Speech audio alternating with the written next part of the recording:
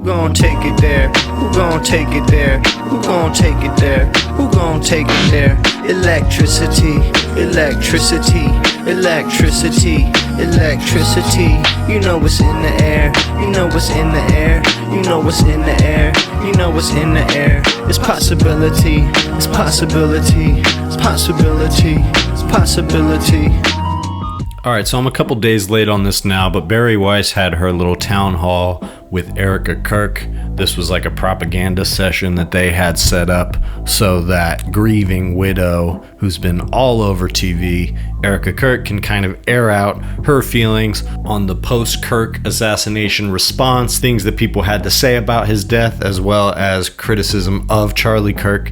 And this is obviously a step in the direction for CBS of framing things in this increasingly right-wing, center-right, Christian right focused direction, which I think shows the overlap between the right-wing ideology that was spearheaded by people like Charlie Kirk, the Zionism, which people like Bari Weiss are now attempting to make fully mainstream in America, and the evangelical Christendom, which Charlie Kirk also played a part in. But now it seems to me that that is where Erika Kirk seems to fit in more than anything. And aesthetically, this interview that she did with Bari Weiss really seems to be catering towards that audience. So I'll play a couple clips of this interview that show Erika Kirk's dodginess when it comes to I think the only two occasions in this entire interview where she actually received some kind of challenge to the narrative that they're putting forward about Charlie Kirk. And then later, I'll show you a couple of the moments where she comes across really weird and kind of scary and just not the way that this broadcast was intended to feel at all. So here's a couple of her responses to very mild critiques of Charlie Kirk. One of the things that has happened over the 3 months since Charlie was murdered is that people have gone through the thousands, maybe tens of thousands of hours of words he produced. He said more in 31 years than most people will say in a lifetime. Yes.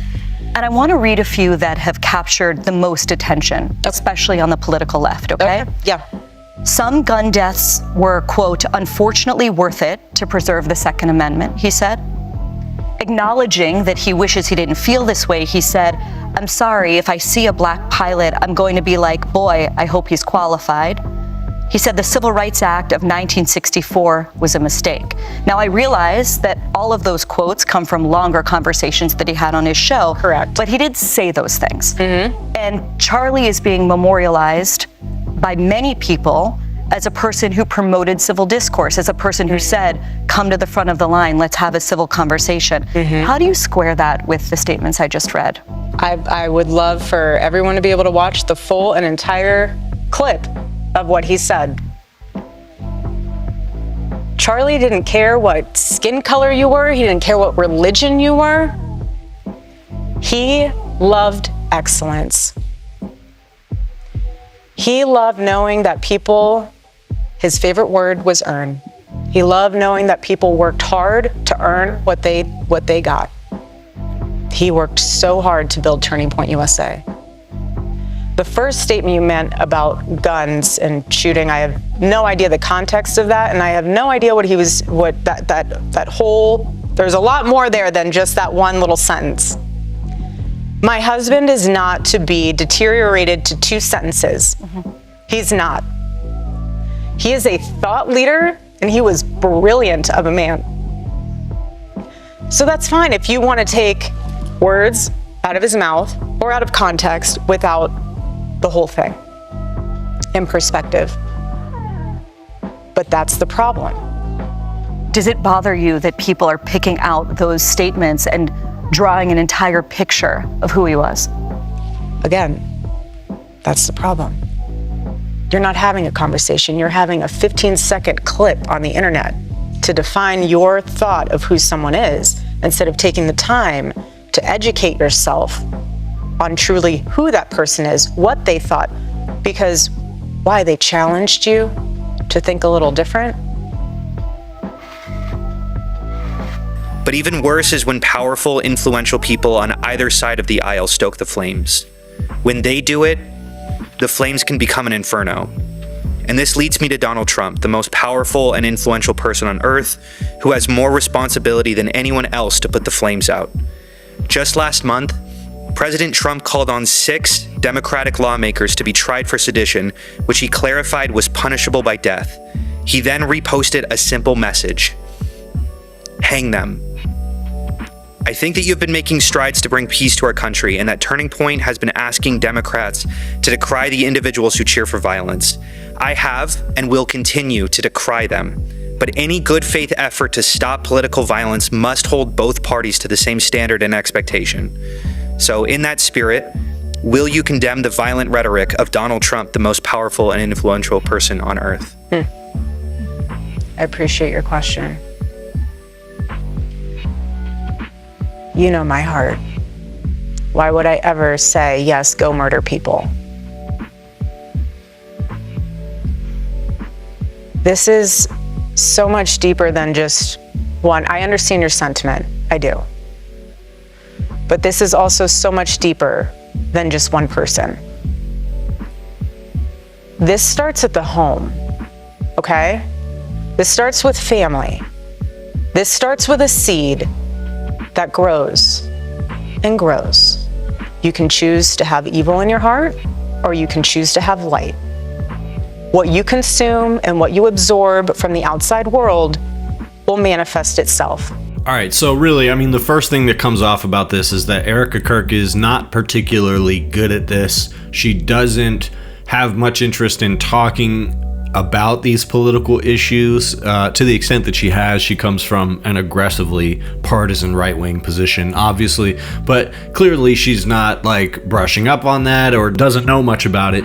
And look, she's a grieving widow, that's fine, but she's wading into a very particular discourse. And even on these light softball questions, she doesn't seem to have much of an answer at all. She doesn't have an answer for any of the quotes that are often passed around that Charlie Kirk said while he was still alive. Bari Weiss does indeed quote some of the most famous ones, like the quote about gun violence and about black pilots, etc. And Erika Kirk she says, I don't even know the context of those clips. But then she lectures critics for not seeing the full context of the clip, but you don't even know you didn't take the time to look at the full statement that your husband said. It just doesn't make a lot of sense. And a lot of it, I guess, is excusable by this idea of she's a grieving widow, blah, blah, blah. But then why is she on TV? Why is she on cameras? Why are they putting her out there like this?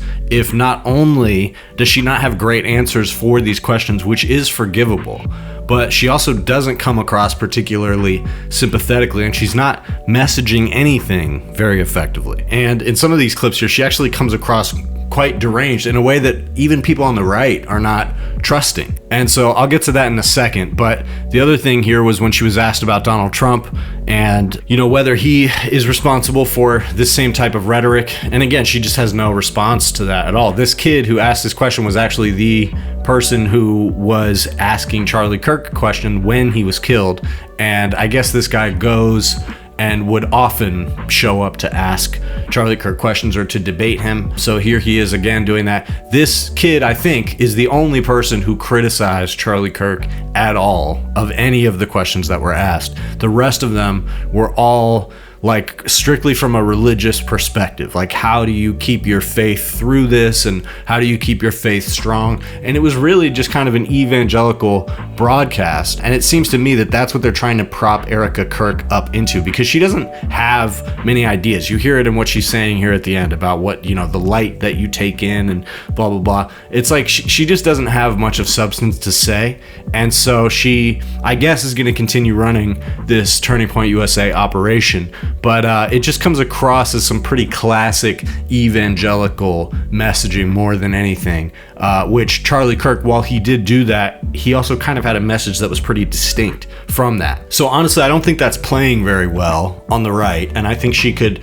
sharpen it up a little bit. Seems to me that this CBS broadcast, that was sort of the whole point of it, right, is to sharpen the political message here, and that doesn't seem to be what happened. Instead, it's more so this like cultural framing. We're framing Charlie Kirk as a brave fighter for free speech and somebody whose views views were normal. His views were so normal that we don't even have to talk very much about the views themselves. And you asked me some direct quotes about what his views are. I'm actually not sure. I wasn't paying, I didn't listen to much of what my husband said, to be perfectly honest with you, but I'm sure that it was right and good and fair because he was a fair person.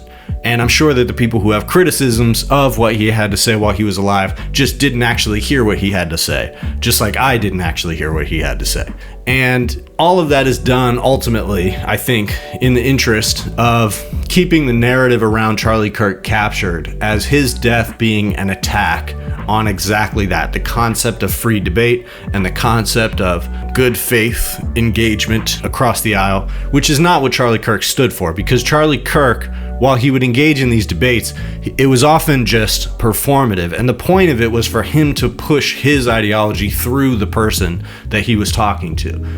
And that's really, that comes back to the evangelical nature of it. They're really not interested in being talked out of any of their logic. They don't have much curiosity when it comes to these conversations. What they have is strong conviction and a need to press their morality onto others. And so Charlie Kirk was particularly talented at that and found some particularly ingenuitive ways of doing it, which is what built TPUSA.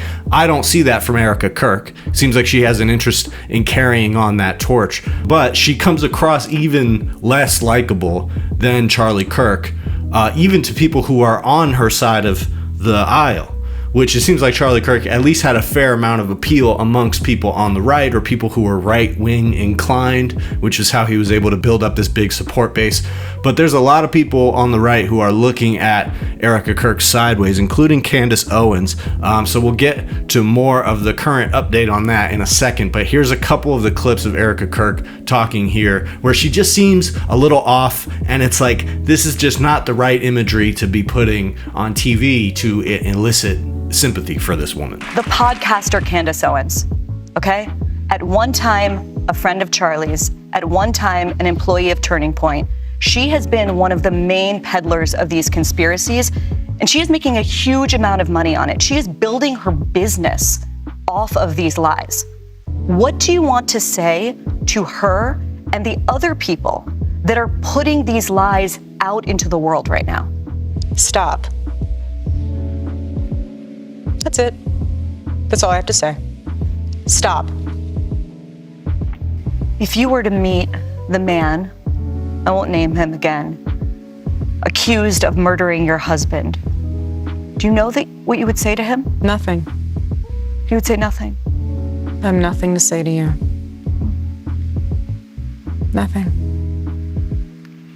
Is there a difference, Erika, between forgiving someone in a religious and spiritual sense, but also wanting justice for them here on earth? No, of course. But we serve a just God. And I rest easy in knowing that.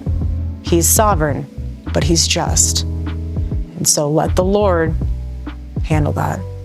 Yeah, so she's genuinely coming off a little bit frightening here. And it's not just people on the left or people who are inclined to disagree with her or Charlie Kirk that have been pointing this out. And from the beginning, people have not been receiving Erika Kirk's messaging well. People thought it was weird that she immediately came out and said she was going to take over Turning Point USA, and that there was just something a little bit rehearsed feeling and a little bit too vindictive, especially for somebody who just got the news of her husband's death. So me personally, I'm not that distrustful of that in general, like the idea that that's his wife and that she is aggrieved because he was killed. People react to this in different ways. To me, what I see with her is that she is kind of driven in the same way that Charlie himself was, and does see this as an opportunity, and also is indignant about what has happened here and views it as a call to arms, so to speak, to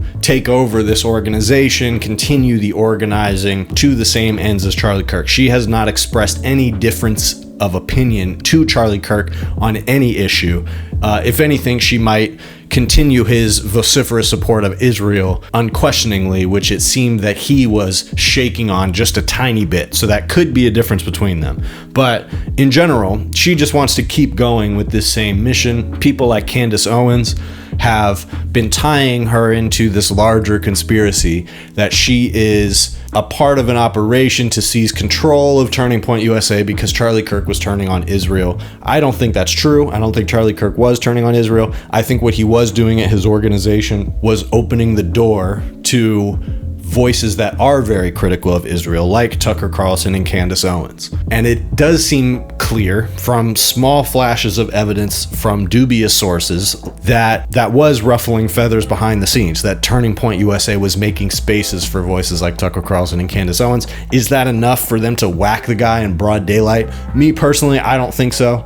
But it is convenient for them because now they can continue going in this more evangelical direction because that is actually helpful for Israel. There is an alliance between those two factions and they share in a reactionary ideology and also one that benefits from hawkish war policy. So that's what Israel, to the extent that they have interest in Turning Point USA, which is to a substantial extent, that's what they want. They want Turning Point USA to be an evangelical organization that is strictly loyal to Israel and never questions the idea of conditioning aid to Israel. So that is why we are seeing this Turning Point USA being laundered through CBS like this, because that is ultimately what the Zionist lobby wants it to be used for. So Candace Owens is presenting a thorn in that narrative by accusing Israel of murdering Charlie Kirk and then accusing Erika Kirk, in sometimes vague terms of having something to do with it, not wanting to answer questions about it, etc. So they met on Monday behind closed doors. This was something that they had talked about. Apparently they agreed that first, before they spoke about anything publicly, they were going to meet privately and discuss things. Both of them have come out since then and said that it was a productive meeting, that they agreed on things, they're going to move forward. So that's about what I thought. I didn't think that that meeting was going to lead to sparks or anything, because a lot of times this stuff is just people spinning their own narrative in their own space, and then once you actually talk to somebody face to face, it's completely different. So the question of what Candace Owens is now going to do on her program is different. I think she's probably going to continue spinning the Israel narrative, but maybe this will tamp things down a bit and Candace will go back to talking about the French president and his wife or whatever, because it does seem like what Erika wants is for Candace to stop talking about the conspiracies related to Charlie altogether. I don't think she's going to do that, but I do think this is going to kill some of her steam on that. And ultimately, Candace Owens was serving as the major wedge when it came to this full coalescence of the Zionist media structure with this more evangelical right-wing edge that has gained power under Trump and the sort of new generation of conservatism. So all of those things being tied together in a mainstream way through an outlet like CBS is really the Trump administration's agenda. That's what the Larry Ellisons of the world want. And Candace Owens, to her very limited credit, was being a wedge in that by pulling some people away from the narrative that what they were told about Charlie Kirk was accurate and true, and there was more to the story, and it's a part of this vast conspiracy to deceive you and take away your leaders. So I've always thought that, those theories are bunk. Candace Owens is very light on the facts.